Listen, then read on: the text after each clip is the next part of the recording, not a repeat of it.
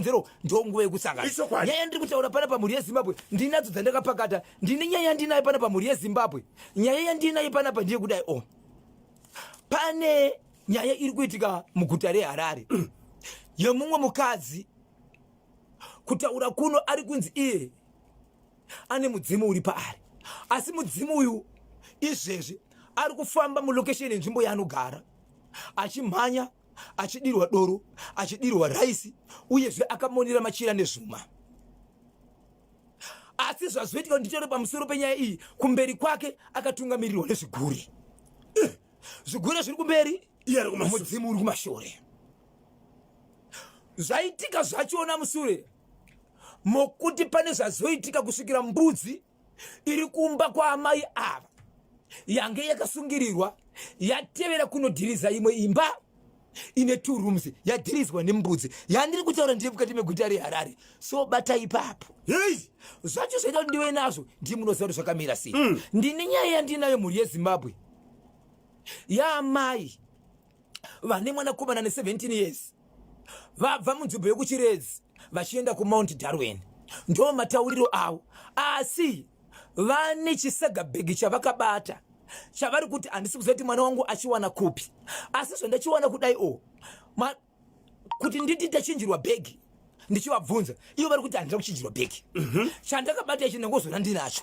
sei muchirema makachibata inyaya yekuti izvo mwana wangu ndiye ati mama chindibatsirai saka mwana wangu ndiye anoziva kwachitora ndikabvunza mwana ari kutaura kutesa kusaidi ari kutoratidza kuti zviri kutaurwa namai vake hazvisi but musagabhegi mune kiti katsi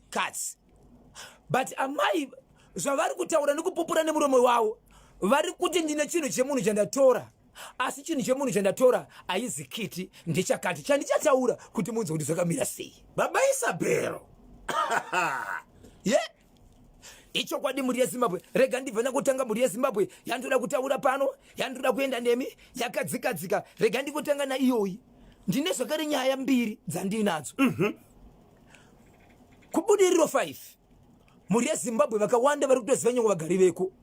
kuti vanhu kutaura kuno kwatiri kuita midziyo yakaparara yakawanda dzimba dzakaparara yakawanda mushure mekunaya kwemvura kutosvika pakufa kwomwe mwana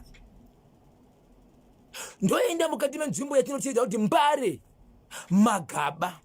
nezuro makaitika chimwe chiitiko chinovhundisa vanhu chokuti izvo munhu akasiya akakandirwa hozhwa kana kuti nekamba panzvimbo ari munhu ari kushevedzera kuti pano pane mari yangu hazotakuona kuwirirana ndakusiya izvi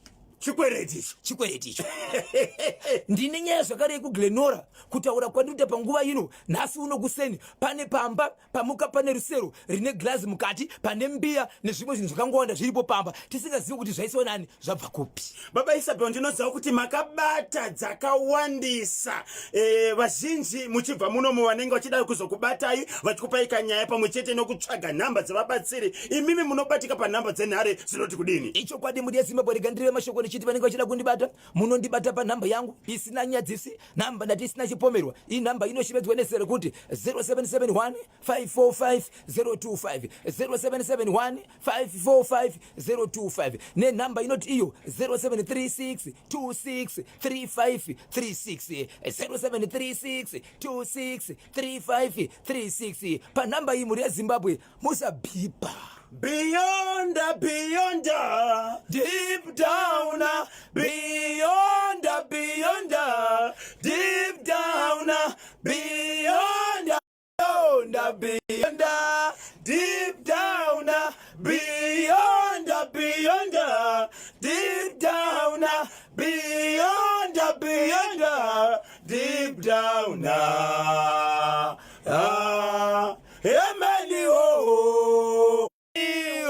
musati manyudza dejo musati matsudzura musati mapfapfaidza regai katinzwe mashoko anotevera.